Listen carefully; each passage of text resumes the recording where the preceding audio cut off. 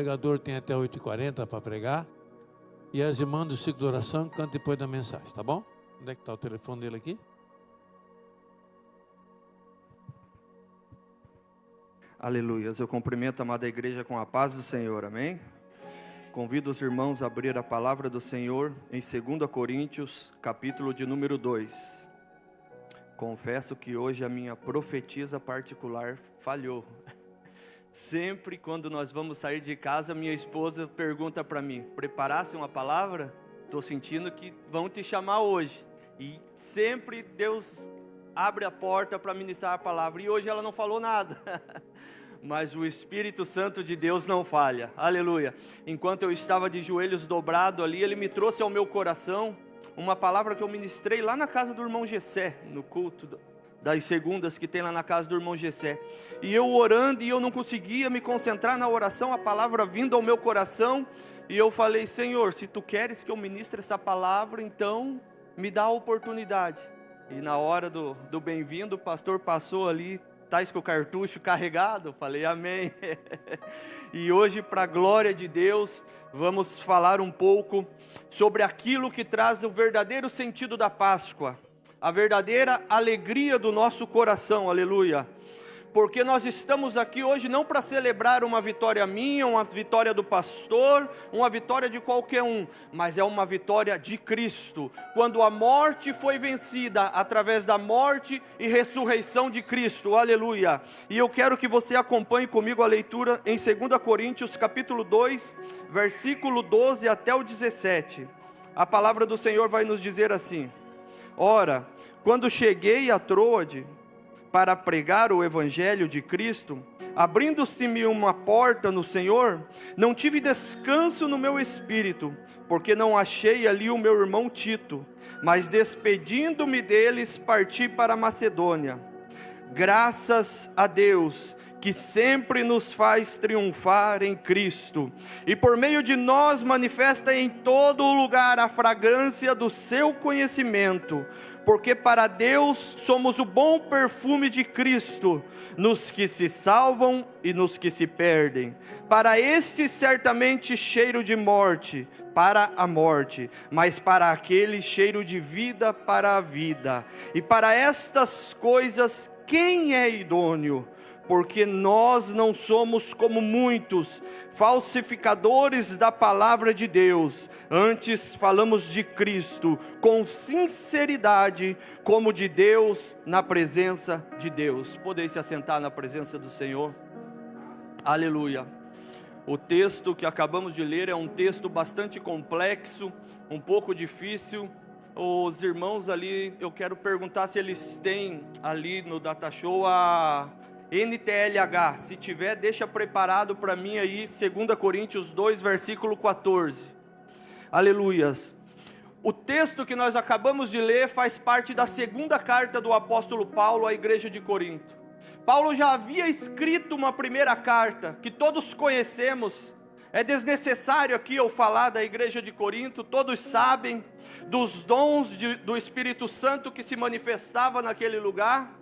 Era tão manifesto os dons de Deus naquele lugar, que muitas pessoas se levantavam junto para profetizar, para falar em línguas, que Paulo teve que repreender aquela igreja.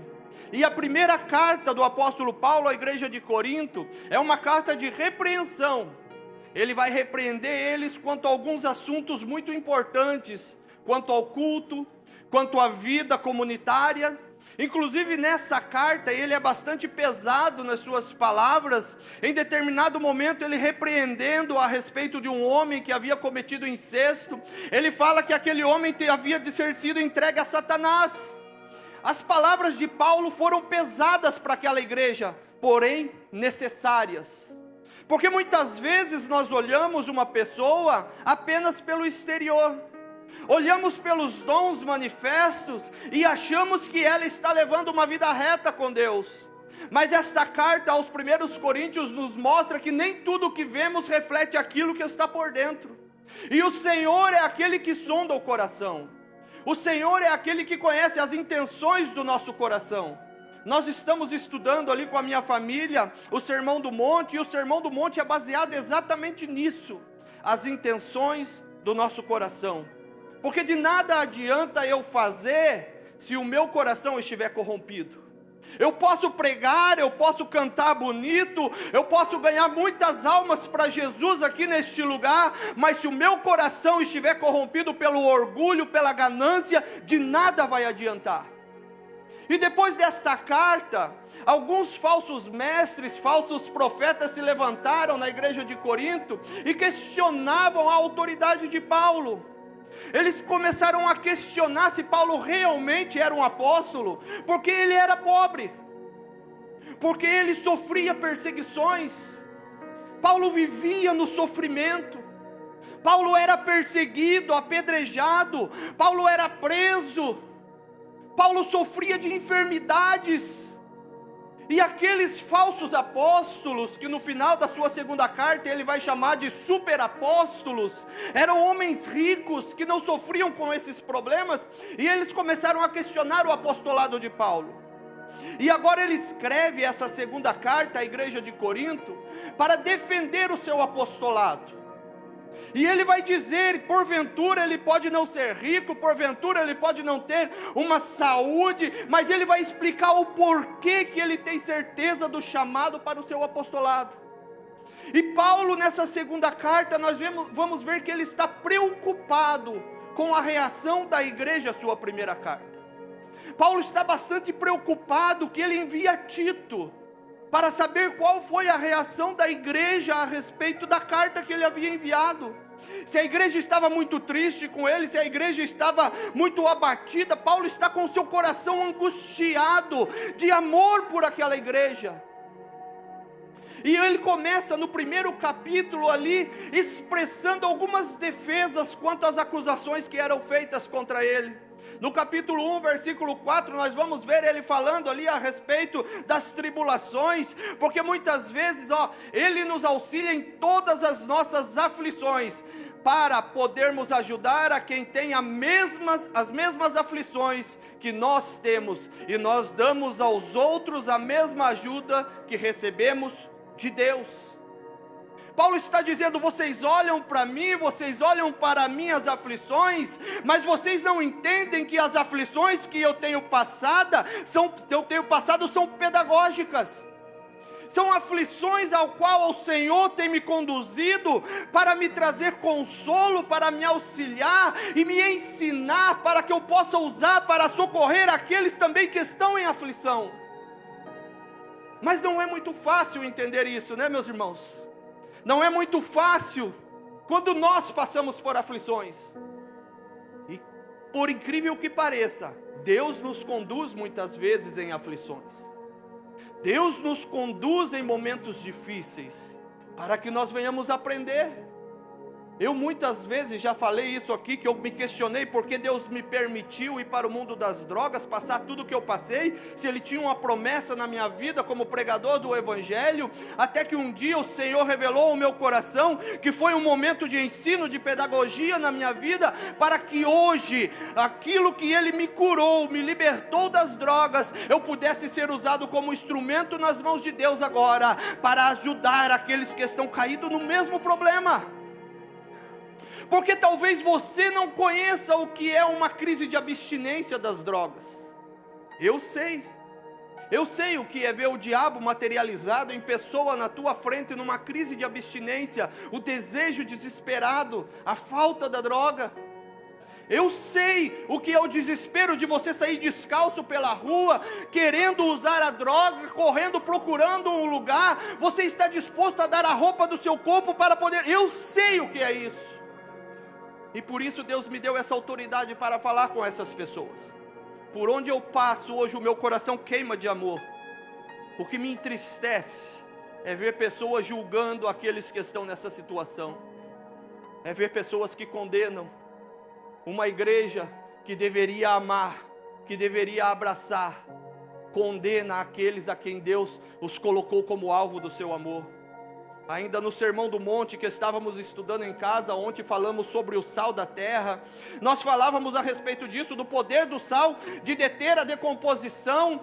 E às vezes nós olhamos para o mundo corrompido e nos questionamos, mas como o mundo está corrompido? Senhor, graças a Deus que eu não sou corrompido como este mundo, e nos trancamos dentro de um templo como esse, mas o papel principal do sal é ser esfregado na carne para proteger da decomposição. Então a nossa pergunta deveria ser: se o mundo está se corrompendo, onde está o sal da terra?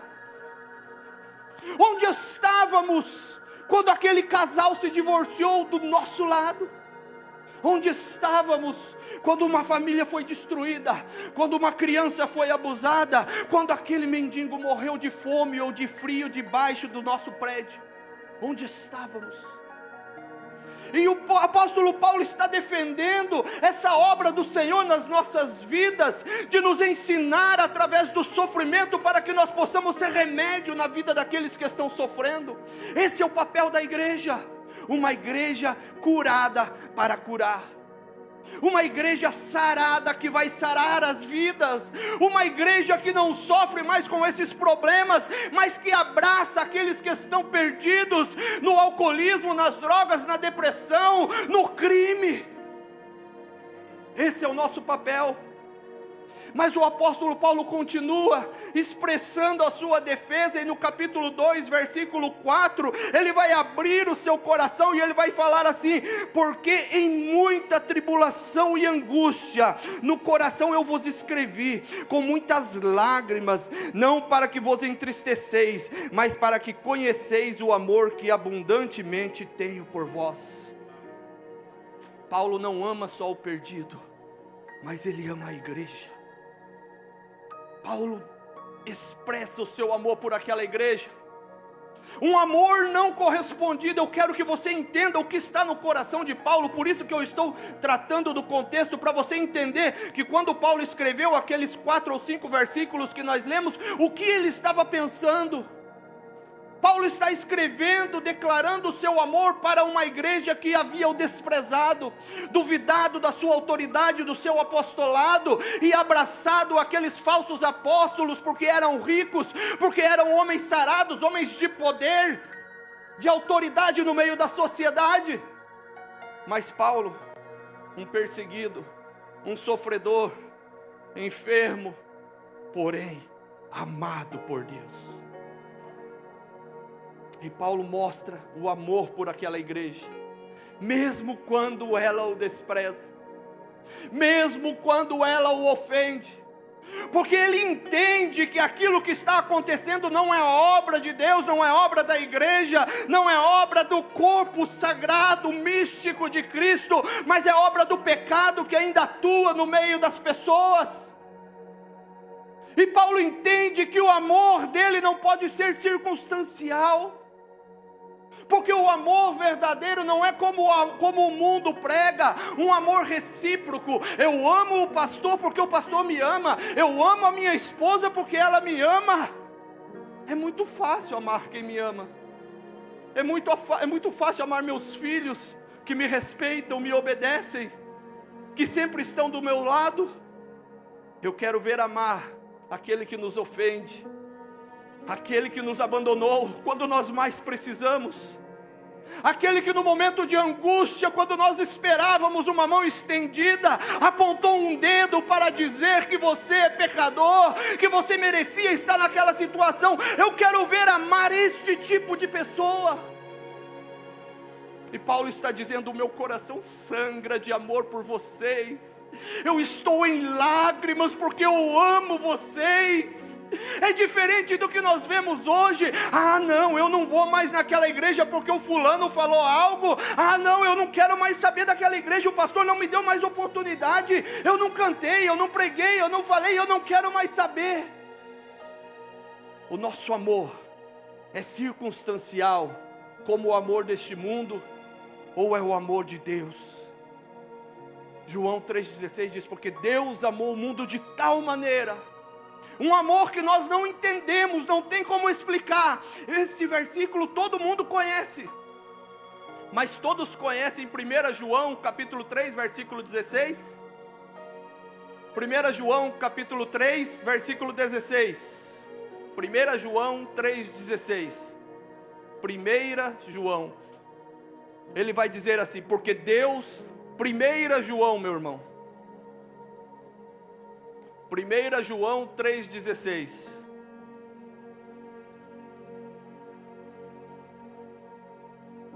sabemos que é o amor por causa disto, Cristo deu a sua vida por nós, por isso nós também devemos dar a nossa vida pelos nossos irmãos. O amor é isso. O amor não é um amor recíproco. Eu amo porque ele me ama, eu amo porque ela me ama, não. Eu estou disposto a amar, não porque ela me ama, não porque ele me ama, mas porque Cristo me amou. Jesus se entregou por mim, Ele deu a sua vida por mim, e agora esse amor que me inundou, que me salvou, que me resgatou, agora transforma a minha vida, e me faz agora estar disposto a amar o meu irmão, entregar a minha vida por ele, mesmo que esse amor não seja recíproco. Paulo ainda vai dizer mais à frente, antes de chegar no versículo que nós citamos aqui, no versículo 7 e 8, de 2 Coríntios capítulo 2, para que os irmãos agora recebam novamente aquele que na primeira carta ele havia entregado a Satanás. Ele está falando de um amor verdadeiro, um amor que perdoa as ofensas, um amor que recebe aquele que pecou debaixo em comunhão da igreja novamente, um amor que não aponta as falhas, mas que abraça e diz: eu vou te ajudar a vencer, eu vou estar contigo, pode contar comigo, meu irmão, aleluia. Nós estamos aqui hoje celebrando este amor, um amor que abriu mão da sua glória, um amor que abriu mão do seu trono e desceu a este mundo, nesse corpo corrompido, nesse corpo de carne que sente fome, que sente dor, e que desceu a este mundo para se entregar por causa de mim e de você. É por isso que nós estamos celebrando esta noite. E se isso não for motivo para você levantar as tuas mãos para o céu nesta noite e dar glória a Deus, nada mais vai fazer isso nesta noite. Se a obra de Jesus, se o amor dele derramado sobre a sua igreja não for a maior expressão que me conduz a glorificar e exaltar o seu nome, nada mais vai me conduzir. É o amor de Cristo. É por isso que estamos aqui nesta noite. E no versículo 12, agora eu entro no texto que nós lemos. Agora Paulo vai voltar ao assunto. E ele diz que ele enviou Tito, mas ele está preocupado e ele não aguenta esperar até que Tito volte. E ele vai até Troade para encontrar Tito. Uma grande porta se abre para que ele pregue o evangelho. Mas ele não tinha tranquilidade no seu coração, porque o amor pela igreja falava mais alto. Ele não conseguiu ficar tranquilo, então a palavra diz que ele se levanta e ele vai agora até a Macedônia, e lá ele encontra Tito. E aqui nós entramos num momento muito interessante desta carta, porque agora aqui no versículo 14, Paulo esquece toda a conversa que ele está falando a respeito de Tito, e ele vai voltar agora a continuar o assunto do versículo 13, só no capítulo 7, versículo 5. Paulo agora é tomado por uma alegria tão grande, quando ele começa a contar o porquê do que ele estava ali, quando ele começa a contar e fazer a defesa daquilo que Deus havia feito na sua vida, agora ele é tomado por uma alegria imensa, e ele vai dizer: graças a Deus, que sempre nos faz triunfar em Cristo. E por que eu pedi para os irmãos prepararem NTLH ali? Coloca para nós ali o capítulo 2, versículo 14 na NTLH. Eu não gosto muito da NTLH, mas nessa tradução ela foi muito feliz. Eu procurei a ler a respeito dos comentários, dos originais, e a tradução que mais se aproximou foi NTLH. E ela diz assim: mas dou graças a Deus, porque unidos com Cristo, somos sempre conduzidos por Deus, como prisioneiros no desfile de vitória de Cristo. Olha a diferença de uma tradução para outra. O que Paulo está colocando na sua mente aqui? O que Paulo tem na sua mente quando ele está falando agora? Ele tem o triunfo romano em sua mente. Para nós parece algo muito estranho, não entendemos, mas para a igreja de Corinto era muito comum. O que é o triunfo romano? Quando um imperador saía para a guerra, e nesta guerra ele voltava vitorioso, trazendo consigo muitos despojos, cantando a vitória. A maior honraria para este imperador era o desfile triunfal pela cidade. Quando ele chegava na entrada da cidade, eles preparavam todos os aparatos, e aquele desfile começava. Ele entrava no seu carro com seu manto sacerdotal, o manto do rei, com o cetro na mão. Na ponta do cetro tinha a águia, que simbolizava o poder de Roma, e na frente iam muitos sacerdotes, trazendo nas suas mãos incenso, e o cheiro daquele incenso, conforme eles iam andando pelas ruas, aquele incenso ia se espalhando, e todos podiam sentir aquele cheiro daquele incenso. E nesse desfile também vinham aqueles que haviam guerreado com ele, aqueles que eram vitoriosos com aquele imperador, e caminhavam também nesse triunfo, e vinham também nesse triunfo. Mas mais atrás ainda vinha mais uma classe de pessoa, os escravos que foram conquistados na vitória.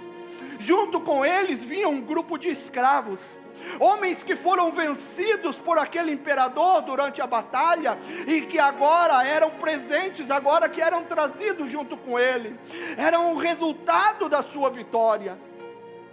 E Paulo, quando está falando isso para aquela igreja, ele está tendo isso em mente.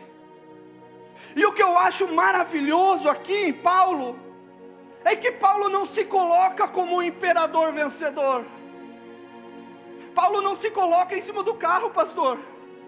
Paulo não se coloca como o manto de vitória e o cetro na mão, e todos ovacionando a sua vitória, como aqueles tinham uma visão de como devia ser o apóstolo. Mas Paulo se coloca como o escravo vencido e conquistado por aquele Senhor. Paulo não se coloca nas primeiras fileiras dos vencedores, mas Paulo se coloca como escravo vencido por aquele Senhor. E Paulo não tinha dificuldade, meu irmão, de se chamar de escravo. Em Romanos nós vamos ver a todo momento ele falando isso. Romanos 1, versículo 1, ele vai dizer: porque eu sou escravo de Cristo. Romanos 6, versículo 22, ele vai dizer: porque outrora nós éramos escravos do pecado, mas agora somos escravos de Cristo. Essa palavra escravo para nós pode parecer um pouco deturpada, devido à visão que nós temos de escravos. Mas naquele tempo o escravo era um servo, era alguém que trabalhava na casa, e alguém que era remunerado. E eu acho maravilhoso o que o salmista vai dizer, quando ele vai falar que sacrifício e holocaustos não quisestes, mas a minha orelha furaste. Às vezes nós não entendemos, lemos esse salmo e falamos: mas como assim? Furar a minha orelha? Então é legalidade para o brinco. Não, nada a ver, nada disso.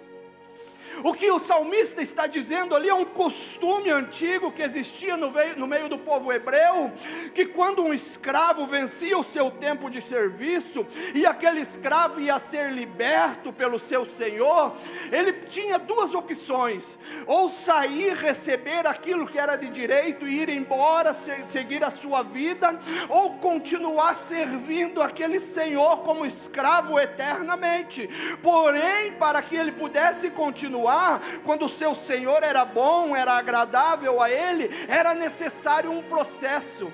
Esse escravo era levado perante a porta, e na beira da porta, com uma sorvela, era colocado na sua orelha, e a sua orelha era furada, e aquele sinal ele iria carregar com ele para toda a sua vida. Quando alguém olhasse para ele e visse a sua orelha furada, iria saber: aquele é um escravo livre, aquele é um escravo de vontade própria, porque ele disse: eu sou livre, mas eu não quero deixar o meu Senhor, eu quero servir a Ele por toda a vida. Aleluia! E Paulo não tem problemas com isso, mas o problema hoje em dia, com a cultura da modernidade, com os coaches que andam assumindo essas tribunas por aí, é que eles têm tirado Cristo do cortejo triunfal e têm colocado o homem. Muitos têm se assentado no carro e recebido toda a glória, porque eu sou o pregador, porque se não tiver tantas mil pessoas eu não prego, porque se não me pagarem um cachê de tantos mil eu não vou cantar, porque se não fizerem isso para mim eu não me assento lá. Se não querem ser senhores, querem receber a glória, mas a palavra do Senhor não está dizendo que o homem é quem triunfou, mas ela está dizendo que o Senhor Jesus Cristo é quem triunfou, aleluia. E pela graça de Jesus, nós somos conduzidos agora como escravos, juntos ao Senhor. Mas esse escravo é um escravo que tem prazer em dizer: esse é o meu Senhor, Ele é vitorioso, Ele me comprou, aleluia. Oh, aleluia, santo, santo é o teu nome, Jesus. Isso tem um grande perigo, meu irmão, porque em Isaías 42, versículo 8, a palavra do Senhor vai nos dizer que Deus não dá a sua glória a ninguém. Deus não divide a sua glória com ninguém. Quem sou eu para dizer que sou alguém e receber glória? Certa vez eu ouvi uma frase mais ou menos assim: é melhor, diante dos elogios, eu ter um obrigado nos lábios e um coração que glorifica a Deus, do que um glória a Deus nos lábios e um coração que diz obrigado. Existem muitas pessoas que têm uma aparência de piedade, e a palavra do Senhor vai nos falar disso, vai nos alertar quanto a essas pessoas. Pessoas que você olha pela sua aparência, homens que pregam, como eu falei da primeira carta aos Coríntios, uma igreja que tinha muitos dons, mas que o pecado estava no meio dela, que o adultério, o incesto, pessoas morriam dentro daquela igreja de fome, porque haviam pessoas gananciosas, que só estavam preocupados em saciar a sua fome e da sua família, e os mais pobres morriam de fome. O texto da ceia, ele tem esse duplo sentido. Ele fala de uma morte espiritual, mas ele fala também de uma morte literal que acontecia naquela igreja, porque muitos estavam morrendo de fome por falta de amor. Mas como nós vimos aqui em 1 João 3,16, o amor é esse, que Deus se entregou por nós, e nós agora entregamos a nossa vida pelo nosso irmão. Por quê? Porque um dia Ele nos amou, Ele se entregou pelas nossas vidas. E o apóstolo Paulo vai falar na sua carta aos Romanos, no primeiro capítulo, agora não me lembro o versículo, ele vai dizer: ei, eu sou devedor agora tanto a gregos como a bárbaros, eu sou devedor agora a sábios e ignorantes. Por quê? Porque Jesus havia comprado a sua vida, e ele agora era escravo do Senhor. Qual era a dívida que ele tinha com aquelas pessoas? A notícia do Evangelho. Paulo se via como um escravo comprado, e que tinha como dever agora pregar o Evangelho a todas as pessoas. E quando ele vai falar aqui no texto agora desse perfume, esse perfume é o Evangelho. Mas eu acho maravilhoso que Paulo começa ali dando graças a Deus. Na sua explosão de louvor, ele começa com gratidão a Deus. Eu gosto muito de uma frase de Ray Sandman, que diz assim: uma marca inconfundível do cristianismo radical é uma vida cheia de gratidão, mesmo em meio às provações e às dificuldades. Como já foi questionado aqui hoje, será que nós já agradecemos a Deus? Hoje eu pude estar sentado em volta da minha mesa, com os meus filhos, a minha nora, a minha família reunida. Podemos comer um frango assado, podemos logo depois, com a maionese, um refrigerante, logo depois, pegar ovos de chocolate da Cacau Show. E isso é porque Deus me deu a provisão. E será que eu agradeci a Ele por isso? Será que nós, quantos aqui hoje sentaram nessas mesas e desfrutaram de manjares até melhores do que o nosso, mas levantaram e sequer agradeceram a Deus? Como o apóstolo Paulo diz em 1 Coríntios, examine o homem a si mesmo. Esse é um momento de reflexão, de pensarmos se nós temos sido gratos a Deus pelo que Ele fez em favor das nossas vidas. A Páscoa para os judeus é comemorada como libertação do Egito, mas os cristãos, hoje a igreja de Cristo, comemora a Páscoa como libertação da condenação ao inferno. Nós estávamos todos condenados ao inferno. Ah, irmão, mas você não conhece o meu vizinho, ele é muito bom, ele ajuda os pobres, ele faz não sei o que. Inferno, todos condenados ao inferno. Mas Deus na sua glória, Deus na sua majestade, olhou para este povo que caminhava a passos largos para o inferno, e o seu amor que transborda, porque Ele não possui amor, Ele é amor, a sua essência é amor, Ele vive dessa forma, não tem como Ele mudar, a sua essência é amor. Ele transbordou este amor e alcançou a minha vida, a tua vida, e nós estamos aqui nesta noite. E será que nós temos uma palavra de gratidão a Ele nesta noite? Por tudo que Ele fez. Um inferno me esperava, e Ele me abriu as portas do céu.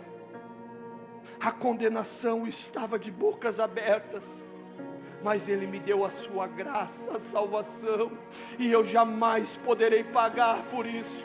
Não tem preço que pague, nada pode pagar. E Paulo vai dizer, graças a Deus, que em Cristo, aleluia, Paulo reconhece que tudo que ele é, tudo que ele tem, é em Cristo, porque não somos nada fora de Cristo. Sem Cristo eu não sou ninguém, sem Cristo eu não sou nada. E o mesmo apóstolo Paulo, em Efésios capítulo 1, versículo 3, vai dizer que nós recebemos todas as bênçãos espirituais em Cristo. Efésios capítulo 2, versículo 6, vai dizer que Deus nos colocou assentados nas regiões celestiais em Cristo. Colossenses capítulo 3, versículo 3, a nossa vida está escondida com Cristo. Romanos 8, versículo 37, vai dizer que nós somos mais do que vencedores em Cristo Jesus, aleluia.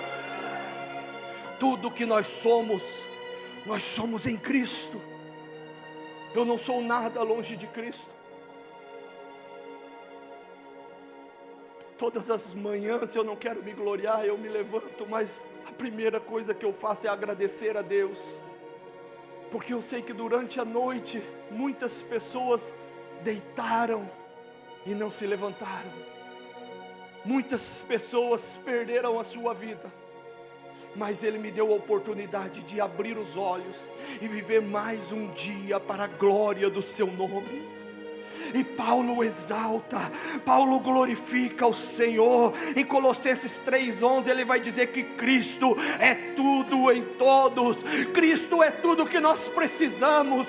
Eu não preciso daquilo que o mundo me oferece, eu não preciso dessa cultura corrompida, eu preciso é de Cristo, eu preciso de estar no reino de Deus, servindo, adorando e bendizendo ao seu santo nome, aleluia.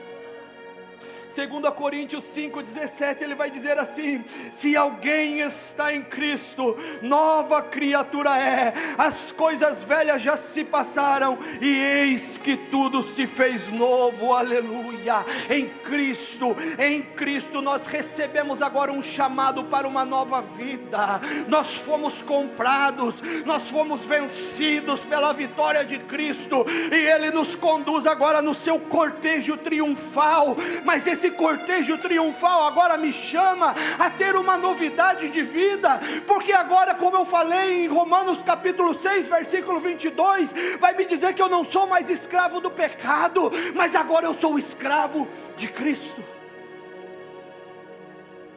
E muda o Senhor, muda o reino. Colossenses vai nos dizer que Ele nos tirou do reino das trevas para o reino do Filho do seu amor. Nós fomos tirados de um reino para outro reino, nós fomos tirados de um Senhor para outro Senhor, e mudando o Senhor, Hebreus vai nos tratar bastante disso, mas eu não tenho tempo, que mudando o Senhor agora muda as leis, muda as regras, e agora eu não vivo mais conforme o meu Senhor, o pecado me escravizava, mas agora eu vivo conforme Cristo, conforme a sua vontade, porque não é mais a minha vida, não sou mais eu que vivo, mas Cristo vive em mim, aleluia.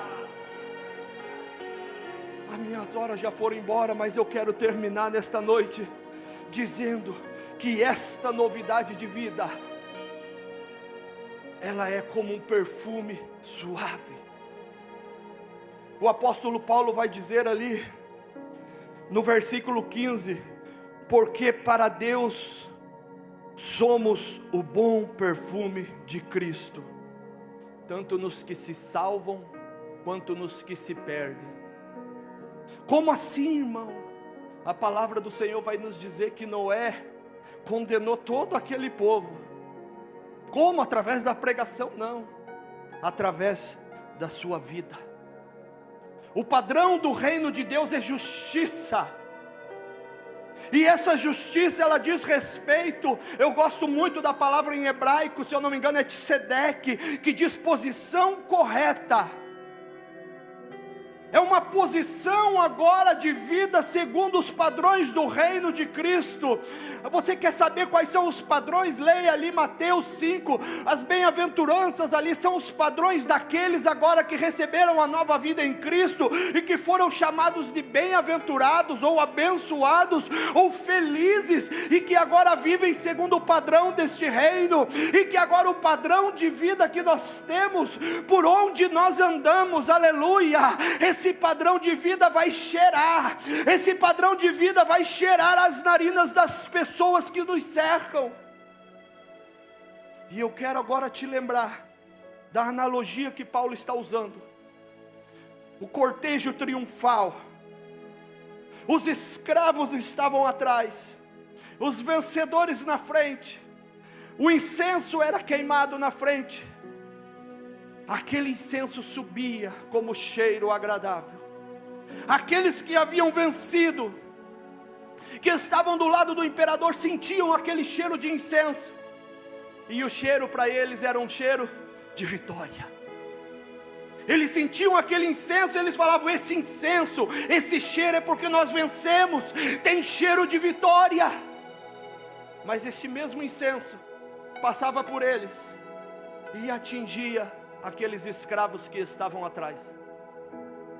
Para aqueles que estavam no cortejo romano, o cheiro daquele incenso não era cheiro de vitória, era cheiro de morte. Porque onde este cortejo terminava?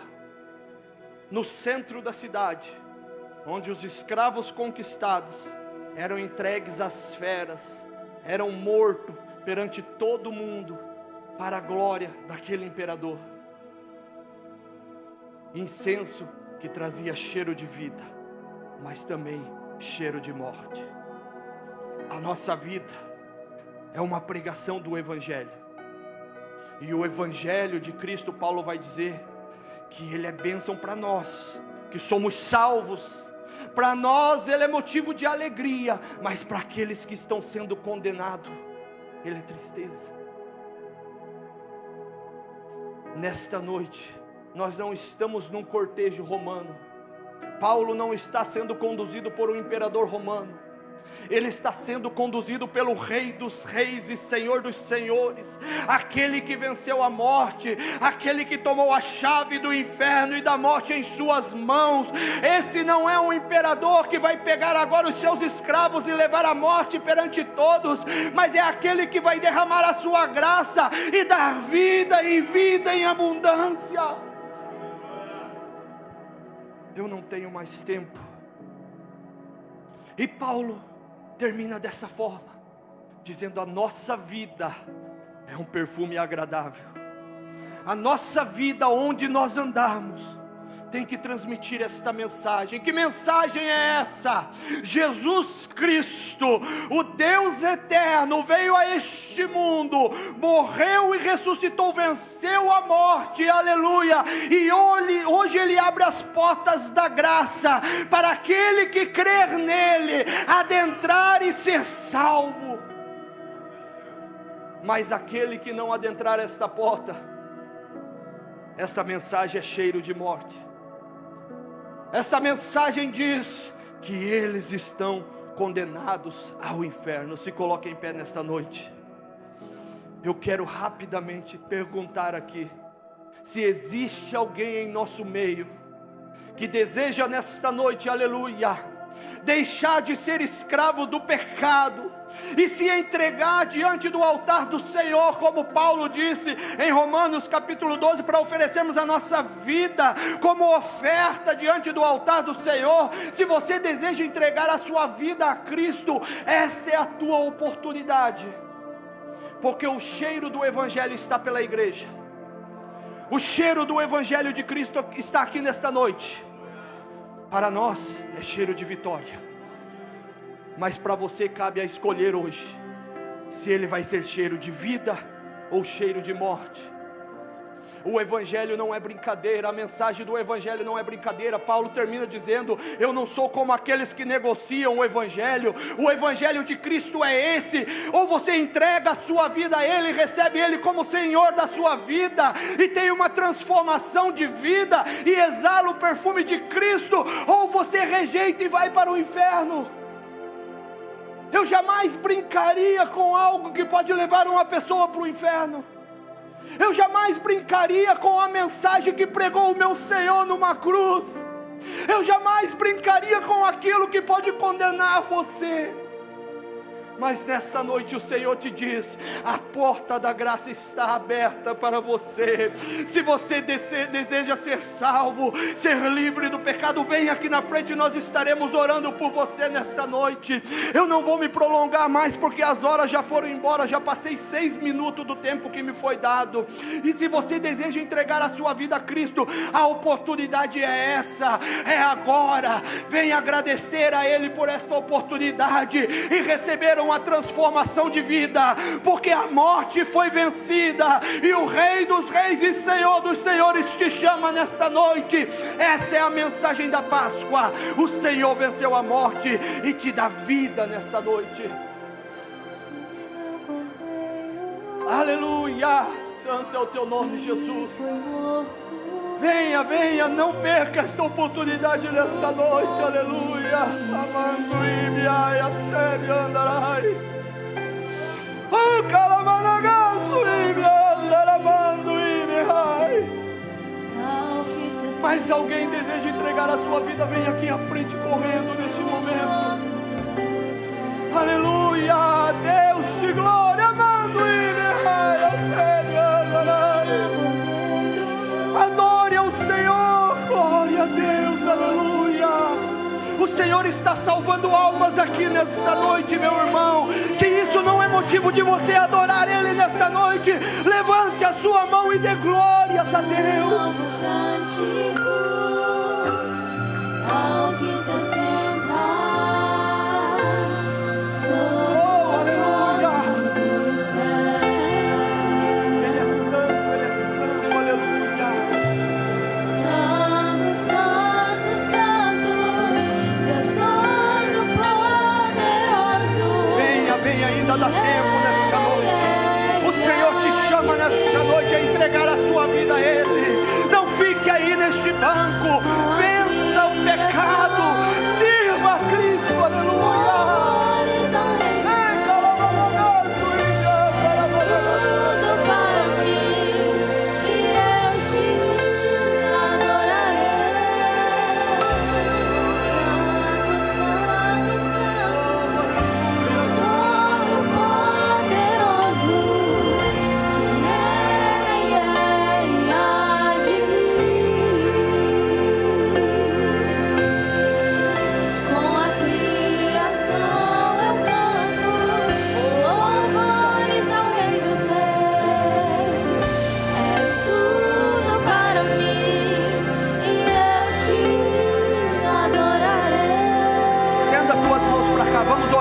essas vidas que estão aqui nesta noite, aleluia.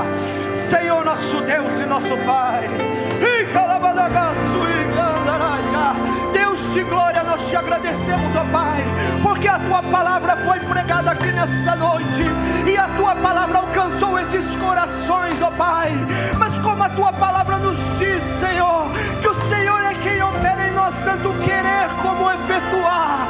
Agora, Pai querido, coloca a tua vida, o desejo, Senhor, de uma transformação nessas vidas, que eles venham ser transformados pelo poder da tua palavra, pelo poder do teu Espírito Santo. Transforma, dá forças, liberta do pecado, ó Pai, santifica para